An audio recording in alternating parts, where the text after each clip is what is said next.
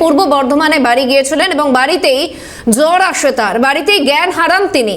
তাকে ভর্তি করা হয়েছিল বর্ধমান মেডিকেল কলেজে। সেখানে ভর্তি থাকলেও চিকিৎসায় তার কোনো প্রকার উন্নতি হয়নি। বর্ধমান মেডিকেল কলেজে ভেন্টিলেশনে চলে যান তরুণী। খবর পেয়ে বারাসতের হাসপাতালে নিয়ে আসেন কর্তৃপক্ষ। যেহেতু এই হাসপাতালের কর্মী নিপা আক্রান্ত তরুণী নার্স, তখন থেকেই কোমায় রয়েছেন তিনি, এমনটাই জানা যাচ্ছে। তরুণ নার্স হাসপাতালে কর্তব্যরত অবস্থায় জ্বরে আক্রান্ত হন। তাকে মেডিসিন বিভাগে ভর্তি করা হয়। তবে খুব বেশি গুরুতর ছিল না তার শারীরিক অবস্থা, শারীরিক পরিস্থিতি, কিন্তু হঠাৎ করেই শারীরিক অবস্থার অবনতি হতে থাকে এবং সে কারণে তাকেও ভেন্টিলেশনে স্থানান্তরিত করা হয়। এবং যেমনটা জানালেন চিকিৎসকরা, দুজনেরই অবস্থা এই মুহূর্তে অত্যন্ত সংকটজনক। তার মধ্যে একজন GCS 3-তে চলে গিয়েছেন, এমনটাই জানাচ্ছেন চিকিৎসকরা। একদিকে ওই তরুণী নার্স ডিসেম্বরে পূর্ব বর্ধমানে বাড়ি গিয়েছিলেন এবং সে সময় বাড়িতেই জ্বর আসে তার, বাড়িতেই জ্ঞান হারান তিনি। বর্ধমান মেডিকেল কলেজে ভর্তি করা হয়েছিল তাকে। মফিজুল ইসলাম প্রতিনিধি রয়েছেন টেলিফোন লাইনে। মফিজুল, যেমনটা জানা যাচ্ছে এই তরুণী নার্সের অবস্থা অত্যন্ত সংকটজনক, দুজনেরই কিন্তু অপেক্ষাকৃত কিছুটা হলেও ভালো আছেন তরুণ নার্স।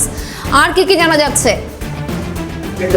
হাসপাতাল সূত্রে এমনটাই জানা যাচ্ছে যে দুজনের মধ্যে যে দুজন নিপা ভাইরাস আক্রান্ত হয়েছে তাদের মধ্যে তরুণী নার্স একেবারে কোমায় চলে গিয়েছেন, কোমার লাস্ট স্টেজ, এবং অন্যদিকে যে তরুণ নার্স তুলনামূলক কিছুটা ভালো রয়েছেন এমনটা বলা হচ্ছে, কিন্তু তিনিও ভেন্টিলেশনই রয়েছে এমনটাই কিন্তু হাসপাতাল সূত্রে জানানো রয়েছে।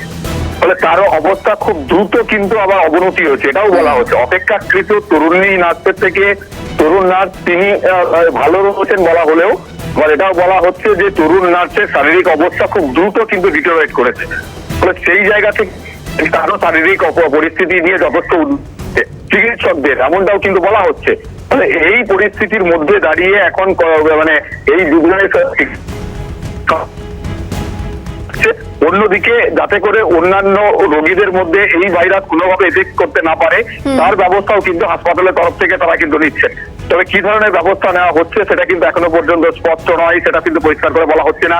তবে শুধু গতকালকে যে নবান্ন বা স্বাস্থ্য ভবনের তরফ থেকে প্রতিনিধি দল হাসপাতাল ভিজিট করার পরে সমস্ত স্টাফ যারা রয়েছেন, চিকিৎসক থেকে স্বাস্থ্যকর্মী, নার্স থেকে হাউসকিপিং থেকে সমস্ত রকম স্বাস্থ্যকর্মী যাদের সঙ্গে পেশেন্টের একটা কানেক্টেড থাকে তারা প্রত্যেকেই কিন্তু মাস্ক পরে তারা কিন্তু ডিউটি করছেন। মানে 100% মাস্ক ওখানে কিন্তু ব্যবহার করার নির্দেশ দেওয়া হয়েছে এবং সেখানে স্যানিটাইজ ব্যবহার করার নির্দেশ দেওয়া হয়েছে।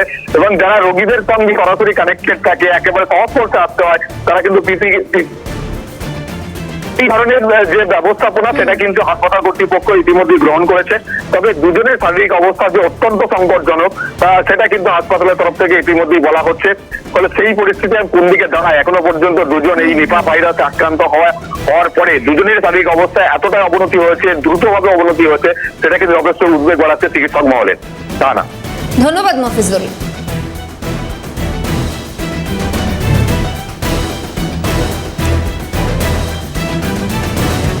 এদিকে বারাসতের বেসরকারি হাসপাতালে দফায় দফায় বৈঠকে রাজ্যের স্বাস্থ্য দপ্তর এবং স্বাস্থ্য মন্ত্রক। আক্রান্ত দুই নার্সের 6 জন রুমমেটকে কোয়ারেন্টাইনে রাখা হয়েছে। নিপা সংক্রমণের আগে দুই স্বাস্থ্যকর্মী কোথায় কোথায় গেছিল, কার কার সংস্পর্শে এসেছিল, পুরো বিষয়টি রুট ম্যাপ তৈরি করা হচ্ছে স্বাস্থ্য দপ্তরের তরফ থেকে। অপুশীল প্রতিনিধি রয়েছেন টেলিফোন লাইনে।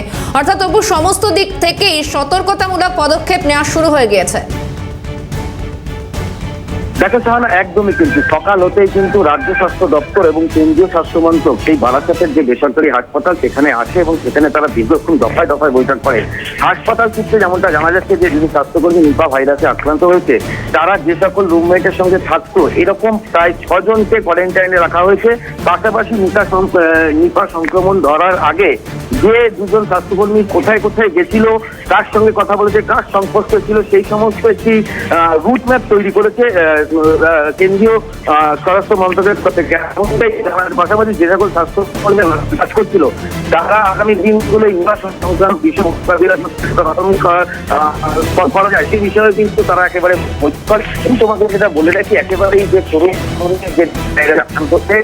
তরুণী কিন্তু বাড়িতেই প্রথমে তার জ্বর আসে এবং তারপরেই তাকে একেবারে করে এবং তারপরে তাকে বর্ধমানের মেডিকেল কলেজ হাসপাতালে ভর্তি করায়। সেখানে তার জ্ঞান এখনো ফেরেনি, তারপরেই কিন্তু একেবারে বিশেষভাবে অ্যাম্বুলেন্স করে কিন্তু বারাসাতের এই সরকারি হাসপাতালে নিয়ে আসে এবং তারপরেই যেটা জানা যায় যে তার আক্রান্ত হচ্ছে। সেই সময় কিন্তু স্বাস্থ্যকর্মী কর্মীও কিন্তু এই বেসরকারি হাসপাতালে পরিণত ছিল এবং সেখানে জলের পরে তিনিও জ্ঞান হারায় এবং তারপরেই পরে জানা যায় তিনি এবং যার যে ভাষা বলা এই জুড়ে জেলা জুড়ে যে আক্রান্ত সামনে একেবারেই চালিয়ে পেয়েছে। ধন্যবাদ অপু। অপুশীল প্রতিনিধি ছিলেন টেলিফোন লাইনে।